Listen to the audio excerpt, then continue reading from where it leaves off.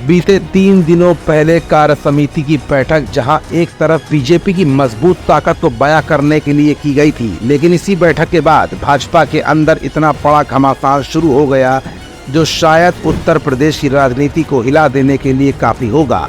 और कहीं न कहीं केशव प्रसाद मौर्य का पार्टी के राष्ट्रीय अध्यक्ष जेपी नड्डा से अचानक मिलना, फिर उसके बाद भूपेंद्र चौधरी का दिल्ली दरबार पहुंचना, ये कुछ ऐसे प्रकरण है जो निश्चित तौर पर उत्तर प्रदेश की राजनीति के यू टर्न को बयां कर रहे हैं। लेकिन इन सब के बीच अंदर खाने बीजेपी में क्या कुछ खास चल रहा है, इसके पीछे लीक पॉइंट और लूप होल आज अपनी इस रिपोर्ट में हम आपको दिखाएंगे भी और बताएंगे भी। दरअसल जानकारों की माने तो कार्य समिति की बैठक में आए एक केंद्रीय मंत्री ने यह भी कहा है कि मोदी और शाह में अब कुवत नहीं है कि वो योगी से टकरा सके। विपक्ष का ही सामना कर ले जाए तो बहुत बड़ी बात होगी। हालांकि जानकारों की माने तो योगी सरकार में ही सबसे ज्यादा क्षत्रियों का नुकसान हुआ है, लेकिन फिर भी पुरुषोत्तम रूपाला की एक टिप्पणी से गुजरात, राजस्थान, उत्तर प्रदेश जैसे प्रदेशों में क्षत्रियों की नाराजगी से भाजपा को और भी ज्यादा नुकसान हो पाया था। ऐसे में योगी को छेड़कर पूरे भारत के क्षत्रियों और संतों की नाराजगी लेकर केंद्रीय नेतृत्व वेंटिलेटर पर नहीं आना चाहेगा। इधर भाजपा में अंदरूनी बढ़ते विवाद को लेकर अपुष्ट खबरें तमाम तरह की सामने आ रही हैं।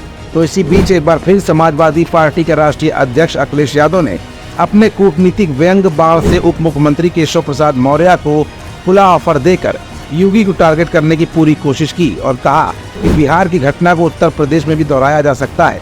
केशव प्रसाद मौर्य 100 विधायक लेकर अपने साथ आए तो उन्हें समाजवादी पार्टी मुख्यमंत्री बना देगी।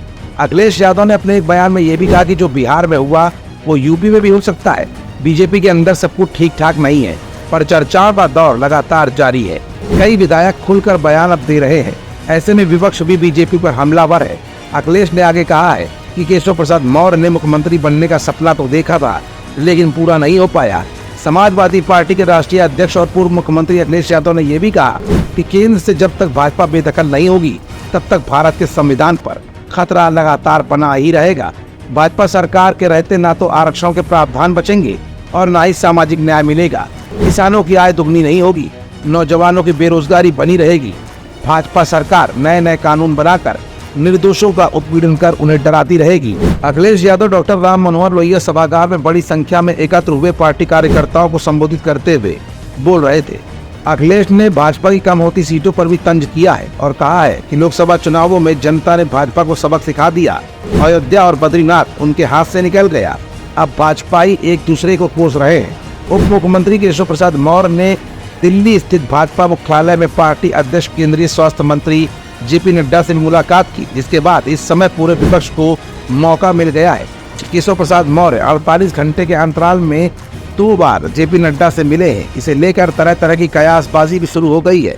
भाजपा प्रदेश कार्य समिति की हुई बैठक में पार्टी अध्यक्ष जेपी नड्डा से लेकर सीएम योगी आदित्यनाथ के कार्यकर्ताओं का उत्साह बढ़ाने वाले भाषण के बीच केशव ने बैठक में फिर दोहराया था कि संगठन सरकार से बड़ा है। उसके बाद नड्डा से केशव प्रसाद मौर्य की मुलाकात को यूपी के मौजूदा सियासी हालात से जोड़कर भी देखा जा रहा है और केशव और मुख्यमंत्री योगी आदित्यनाथ के बीच के विवाद की लकीर खिंच जाने की बात भी इस समय मीडिया की सुर्खियों से लेकर विपक्ष के लिए मुद्दों के मामले में एक हॉट केक भी बन गया है।